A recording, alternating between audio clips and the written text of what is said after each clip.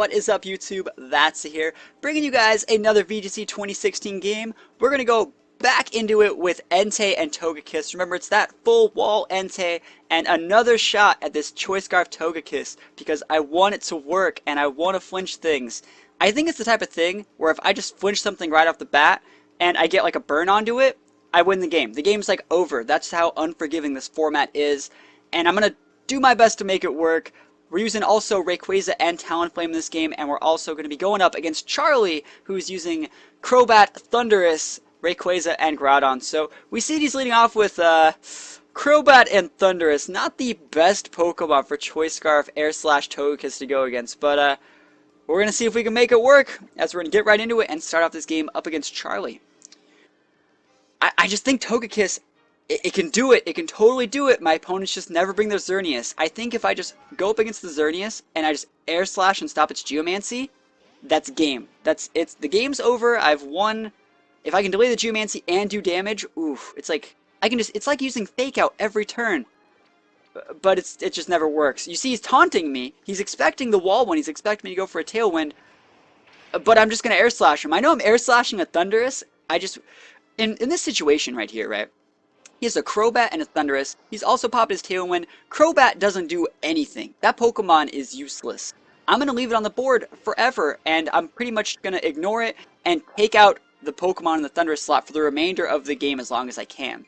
You see, I go for a Sacred Fire. I get that burn with that Stab Sacred Fire. And from here on out, all I got to do is pretty much wall out this Thundurus, and then the next Pokemon comes in, and potentially by the time the Thundurus is gone, the Tailwind's probably going to be gone, because I'm going to go for Protect, Air Slashes. That's pretty much how I'm going to try and deal with this thing.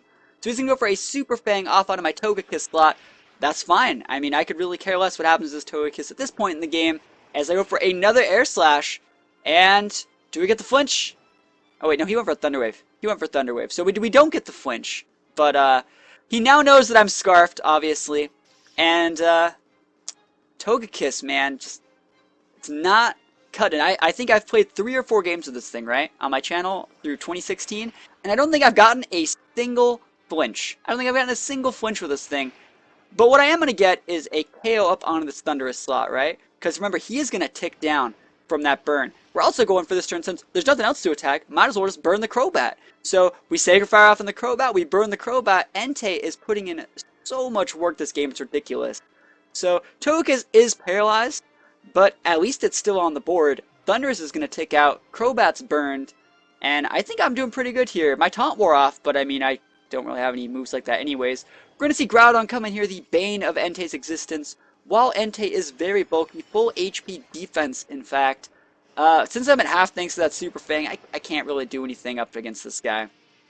I can't. So we're pretty much at his mercy here from the crazy Groudon. All I want to know is if he's running physical or special Groudon, because special Groudons are used by better players. That's the way I like to look at it. So we're protecting, and he's going for a Super Fang on my Entei slot again, while he's going for an Eruption. So special Groudon, what looks like special Groudon, over on my opponent's side, and that's a little bit of a tell for me that he's probably better, because it just seems like all the better people are running special. It's just like Aegislash. All the better players run special attack Aegislash over a physical Aegislash. It's just one of those little things. So I'm gonna come with my Rayquaza. Airlock is gonna make it so I can, if I want to, I can just Aqua Tail that Groudon right there, Waterfall it. But we're gonna switch out the Entei, right? I don't want to deal with any crazy things from there. We're gonna switch out and completely avoid all ground type attacks. I don't want to get Earth powered. I don't want to get Precipice Bladed, nothing like that. I'm going to save my Groudon because I think, save my Entei because I think Entei is very, very good in this matchup if I can get the Groudon off the board. Because remember, like I said, my Entei is packing rest. And we're just going to go for an extreme speed off onto this Crobat. No Tailwinds for you. Crobat will finally tick down, and he's going to go for a Precipice Blade on what was the Entei slot. And he hits nothing. So it looks like a bit of a mixed sweeper Groudon here as he comes in with his own Rayquaza. Like I said, if I can get his Groudon off the board, Entei is very, very sticky. So if this was like a Banded Ray and we walk him into the wrong move, my Entei could come in and wall him out if you walk him into extreme speed. Other things like that, I can also just switch out and get like a free... If I know he's going to go for like Draco Meteor, I know I'm stuttering a bit. I can just switch my Ray out, bring in Entei, waste his special attack right there, and then come in and just win the game like that. So we go for the stupid play. We go for the hard nuke onto his Ray slot as he protects. Not the best play, but since there's no longer stun on the board, the eruption's not going to do too much damage. And again, since his protect is on cooldown, we're just going to follow it up again. Both my Pokemon are flying. We know that the Groudon is a bit of a mixed attacker, but it doesn't have any super effective attacks on either my Talonflame or my Ray. So as long as we just slam ourselves into that Ray slot, we are going to be able to pick up the KO. And then from there, Groudon can't really fight 1v2 against these guys. So even if you could take out one of them, you can't really take out both. So we're going to see him go for a Flamethrower there. It looks like he went for Flamethrower instead of Eruption, just because he thought I would probably attack him that turn, when, like I said, all I have to do is ignore the guy. He's going to go away eventually. So we go for the Brave Bird here. Brave Bird's going to do a good amount of damage. I'm going to go down to Recoil, but I still have my Rayquaza left, and we're going to be able to slam in one of those Dragon's Descent and pick up the KO. So I'm pretty happy that I got a switch into the free Talonflame switch in there from the Entei. I just knew he was going to go for a ground attack, and it's one of those things where if you know your opponent's going to do something and you can mitigate their damage for free, you should always do that, I think. It's just literally wasting their time. Remember, he had like a burned Crobat on the board and stuff, so I feel that I made pretty good plays that game.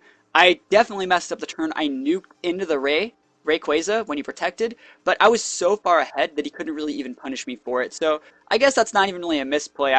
That's the way to win from there. So Togekiss is out, right? Togekiss can't work.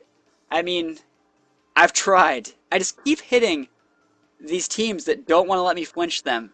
I'm baiting taunts every time, but I can't find a way to make Togekiss work. So what I want for you guys to do is to leave a team in the comments section, if you guys want to do this for me, that can make Choice Scarf Togekiss work. I think Rayquaza should go in it because of its Delta Stream to make it so Togekiss has a little bit of survivability. Do you guys think I could pair it with like an Amoonguss, so Amoonguss can redirect, keep Togekiss on the board? Do you guys think I should pair it with like a Heatran or something that can protect Togekiss in case I need to switch Togekiss in? Let me know what you guys think about it in the comments below. Other than that, guys, I had a pretty fun time playing this game. I hope you guys had fun watching it, and I will see you guys next time. Peace out.